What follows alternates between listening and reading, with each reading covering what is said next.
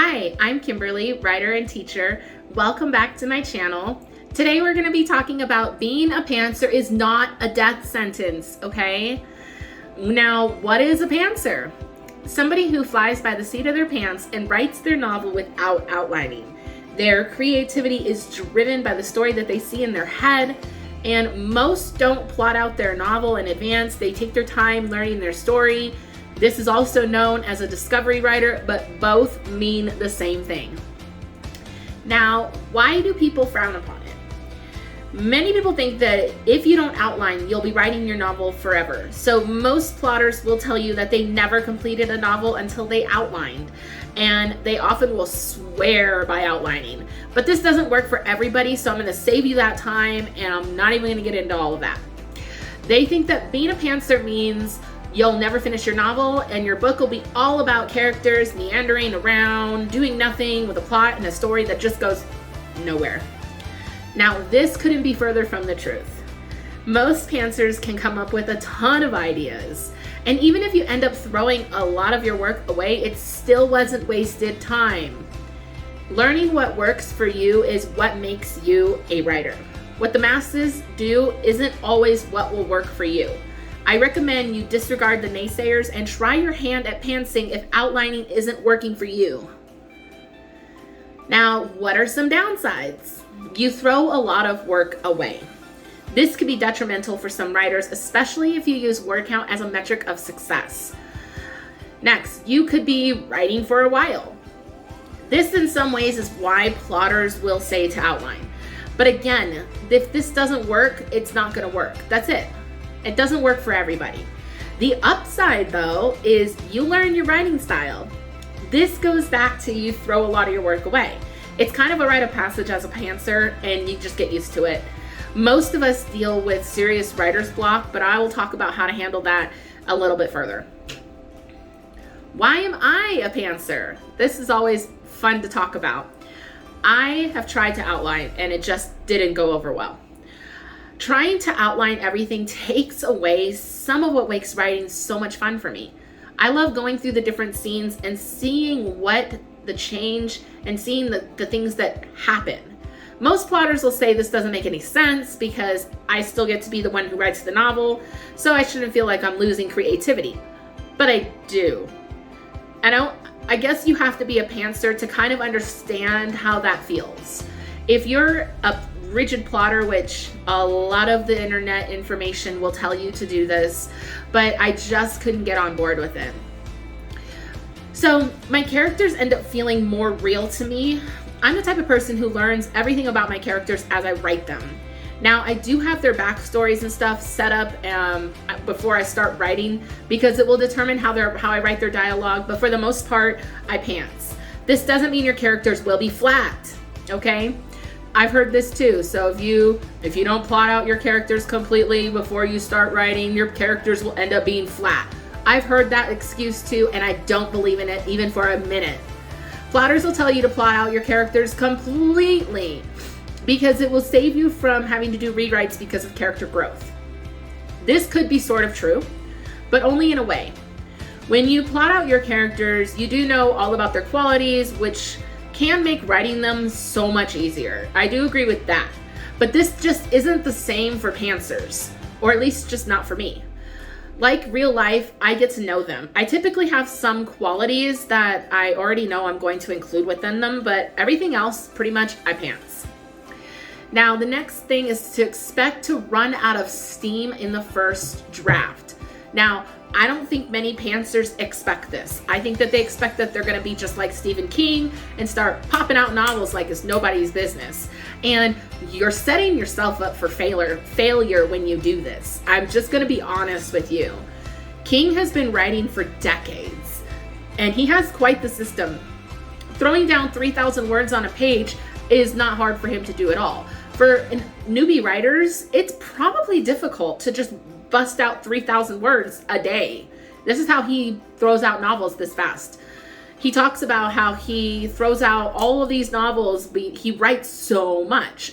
That just comes with experience. And when you want to be a writer and you start out as a newbie, which we all start somewhere, so let's just be honest, When you want to set yourself up for failure, try comparing yourself to big household names, because that's what you're going to do. You're going to feel like a failure. You're going to feel like your writing sucks. You're going to just think that all of this crap that you're dealing with your writing, you're in by yourself. But that's not exactly the case, because King didn't start out busting out all these novels out of nowhere.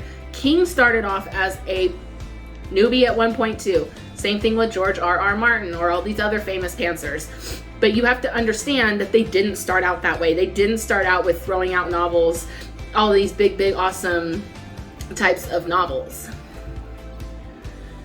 Don't try to be like other authors, because being you is totally worth it. Now, what makes you a pantser? Are you asking yourself, am I a plotter or a pantser? This might be such an easy question to answer, because if you're not plotting your novel, you're probably pantsing. But here are a couple of things. One, you obsess over certain sections of your novel. Now, I can't even begin to explain to you how much this is so true. Now, even as a plotter, you might obsess over certain parts of your novel in general, because you might know that certain elements in that is just not working right for whatever reason.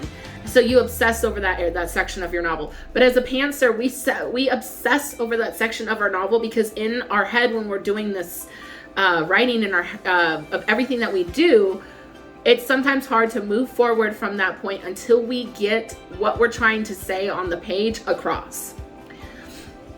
Next, plotting or outlining seems daunting and less creative. So your writing is going to be kind of chaotic and you're going to be all over the place, but outlining just seems too big of a task, and you just end up losing everything you want within it, and it's no longer anything fun for you. That is why you need to just try pantsing, because if plotting is this difficult for you, if it's as difficult for you as it was for me, I can tell you right now, get pantsing, because you'll be surprised at how much you actually have within you if you just let go. Next, your writing style is chaotic. You're probably all over the place. 1 minute you might be writing a chapter, and the next you might be editing something. Don't worry, because this is part of just being a pantser. Chaos is just one of the things that we embrace. We take it because it is just what makes us us. Next, you likely don't keep track of number of drafts. Because your work is so chaotic, the number of drafts might seem like a blur. But if that's the case, don't worry about it. That's just normal. Keep going, because you'll get there. Now, what are some tips for completing the first draft? Now, this is where a lot of pantsers seem to have a little bit of trouble. Number one, I would say write the story from start to finish. Don't be concerned with showing, dialogue, any of those things. You need to have you need to have several pages of what you see as your story. Now, this will be important for later, and this type of story arcing like this, where you're just writing it all, you slap it down on the page as fast as possible, this is expected to be all telling. And that's going to be normal. So you're going to cut out all the showing and all of that, and you're just trying to hurry up and write it down as fast as you can to see where your story starts to come flat. Where that happens, that's where you start to realize you're going to need to put stuff into these areas and start moving things around for your story. This will make it so much easier when you come to writing the thicker, more beefy parts of your story. Whether you're writing like a fantasy part and you say something about there's this big fight scene or something, you'll know where you need to improve on that fight scene when it becomes really flat. If you go from your inciting incident straight into your climax, you already know you have the whole middle book that you need to be working on, the rising climax, all of these things that matter when it comes to story structure. Story structure, if you're not into understanding how story structure works, I do have some videos that will be upcoming that will give much better breakdown of how story structure works. But you can Google it, and maybe you'll find a little bit of information. Otherwise, leave it in the comments and I will make sure I make that video. So this little bit of the story that I'm talking about, where you slap it down as fast as possible, you're going to use this as your first rough draft. Now, there's never a time where it is acceptable to use your first draft as your final draft. That never happens. Don't do it. Your readers will never forgive you, okay? If you decide to use your first draft as your final draft, I guarantee you readers are going to notice, and without an editor, you're shooting yourself in the foot. Don't do it. Now, next, make short summaries of what is expected to happen in what scene. This will help with the writer's block I was talking about before.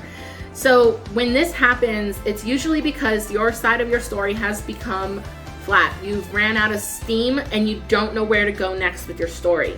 This is where you need to start writing whatever you can to try and figure out where your story goes next. Otherwise, you're going to be doing exactly what the plotters are talking about that you're going to be doing, where you're just kind of meandering around.